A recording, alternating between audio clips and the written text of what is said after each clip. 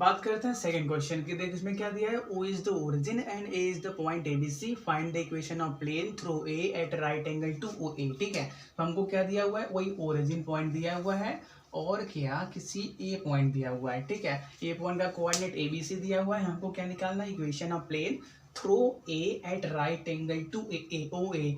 Plane कहाँ से pass हो रहा है, ए पॉइंट से पास हो रहा है। ये जो आपका प्लेन है इस ए फिक्स पॉइंट से पास हो रहा है, तो equation of plane passing through a point at right angle to O A. जब अगर हम क्या करें, ओ से ए जो परपेंडिकुलर मिला है उससे क्या है, ये प्लेन 90 डिग्री पे है। तो हमारा जो पिछला क्वेश्चन था एकदम सेम उसी का फॉर्म बन गया, equation of plane passing through a point and perpendicular to a given vector. ठीक है, तो इसके लिए क्या करोगे, इक्वेशन ऑफ प्लेन निकालना है। तो देखो ये जो इक्वेशन होता है A X plus B Y plus C Z plus D equal to zero, इसमें जो डी होता है, डी कहाँ से आया था, जो हमारा जनरल इक्वेशन था, A X minus X one plus B Y minus Y one plus C Z minus Z one equal to zero. इसी को सिंप्लीफाई करके ये डी का वैल्यू आया था। ठीक है, जहाँ पे देखो x one y one z one क्या थे, ये ए पॉइंट के कोऑर्डिनेट, मतलब जो प्लेन के अंदर लाई करता है उसका कोऑर्डिनेट, और क्या ए बी सी क्या थे, इससे जो परपेंडिकुलर निकला है एन वेक्टर उसके डायरेक्शन रेशियो थे। ठीक है, तो इसी को थोड़ा सिंप्लीफाई करो, A x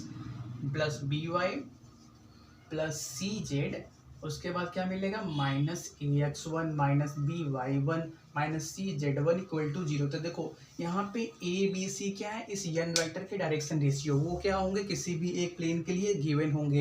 x one y one z one क्या है, किसी भी एक फिक्स पॉइंट का कोऑर्डिनेट है, वो भी क्या होगा, गिवन होगा। मतलब ये सभी क्वांटिटी हमेशा गिवन होंगी, इसलिए इन सबको मिला के कांस्टेंट डी बना दिया गया था। ठीक है, तो देखो हम क्या करते हैं, अपने इस ओरिजिनल जो फॉर्म था उसको यूज करते हैं। ठीक है, तो इसमें क्या करना है, पहले आपको ए पॉइंट को पुट करना है। ठीक है, x one y one z one की जगह क्या करो, ए बी सी पुट करो, तो क्या मिलेगा, A X minus X one की जगह A plus B Y minus B plus C Z minus C equal to zero.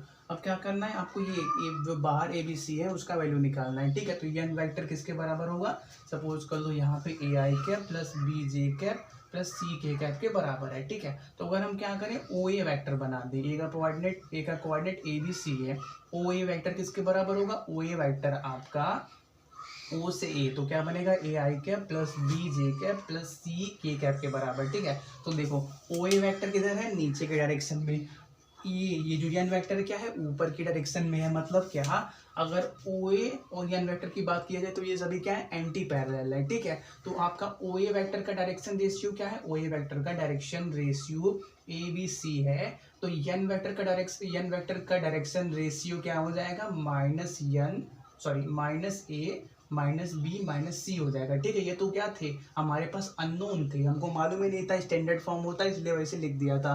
लेकिन हमको मिला क्या, क्योंकि ओ ए क्या है, नीचे की डायरेक्शन में है, एन वेक्टर ऊपर के डायरेक्शन में है, तो इसका डायरेक्शन रेशियो अगर ए बी सी है तो इसका क्या होगा, अपोजिट होगा। ठीक है, तो बस क्या करो, पुट कर दो, तो कितना मिलेगा, minus A X minus A plus है तो माइनस बी रखोगे ना, तो माइनस बी हो जाएगा, y minus B minus C Z minus C equal to zero. बस क्या करो, इसी को ओपन कर दो, क्या मिल जाएगा, minus A X plus A square minus B Y plus B square minus C Z plus C square equal to zero.